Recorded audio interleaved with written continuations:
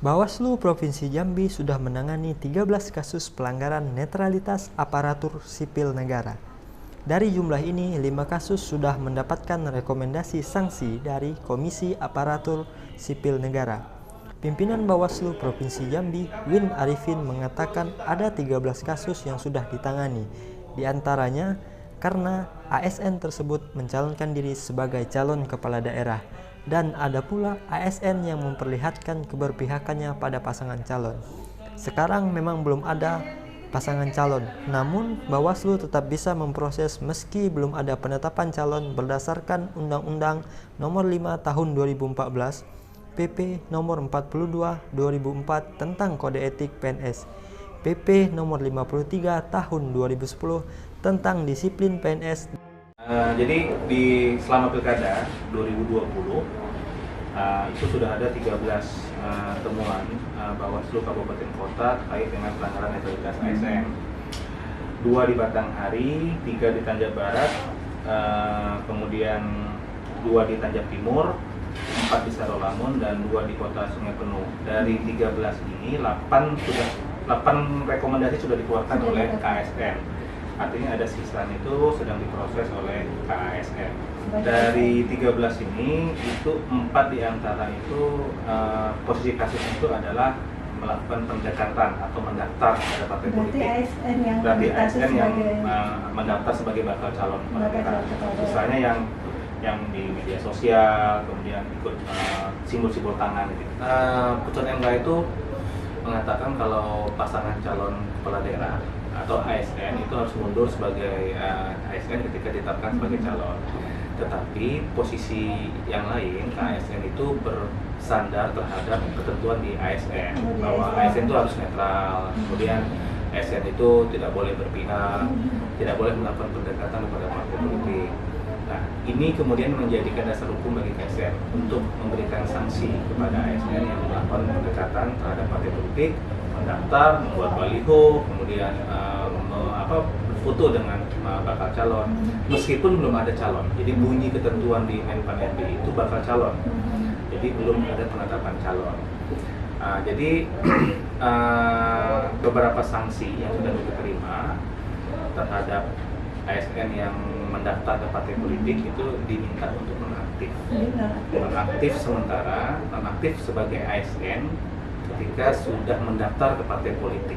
Jadi sanksinya itu pertama sanksi sedang, yang kedua itu sanksinya untuk nonaktif sebagai ASN ketika ditetapkan ketika mendaftar ke partai politik sampai dengan ditetapkan sebagai calon. Kalau ditetapkan calon kan harus berhenti. Jadi dia memang tidak diminta sekarang untuk berhenti.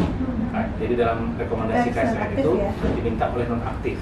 Karena mereka ini karena KSN beranggapan ada konflik interest ketika ada jabatan, ada wewenang, sementara dia juga melakukan kegiatan-kegiatan yang sifatnya pendekatan partai politik, makanya diminta untuk nonaktif sebagai ASN sampai dengan ditetapkan sebagai calon, baru pengajuan pemberhentian total. Sejauh ini sudah ada 4 rekomendasi KSN terhadap ASN yang mendaftar dan akan maju sebagai kepala daerah atau wakil kepala daerah.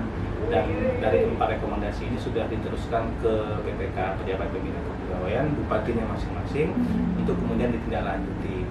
Nah, kami hari ini sedang melakukan koordinasi dengan bupati melalui Bawaslu Kota. Apakah sudah ditindaklanjuti? Kan rekomendasi KSN itu 14 hari sejak diterbitkan rekomendasi harus ditindaklanjuti oleh PPK. Nah, kalau PPK, pejabat pembina kepegawaian, bupati atau wali kota sudah menindaklanjuti, akan kami laporkan ke KSN. Kalaupun tidak ditindaklanjuti atau belum, akan kami laporkan. Tentunya KSN akan berkoordinasi dengan Mendagri ketika PPK tidak menindaklanjuti rekomendasi dari KSN. Gitu.